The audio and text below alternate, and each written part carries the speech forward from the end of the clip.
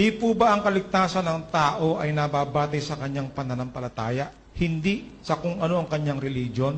Hindi. Kahit sumasampalataya ka, kung mali naman ang pananampalataya mo, may maling pananampalataya eh. Pakinggan nyo, sa 3 Gs ng Tito, Ang taong may maling pananampalataya, pagkatapos ng una at ikalawang pagsaway, ay itakwil mo. ayun, meron po maling pananampalataya. Paano kung mali ang pananampalataya mo? Pinatatakwil ng Diyos eh.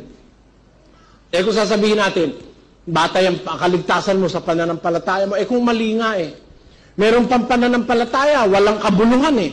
Pakinggan nyo sa 15:2 ng unang Korinto. Sa pamamagitan naman ito'y ligtas kayo, kung matiyaga ninyong iingatan ang salitang ipinangaral ko sa inyo, maliban na kung kayo'y nagsisampalataya ng walang kabuluhan. Meron palang pananampalataya, walang kabuluhan eh.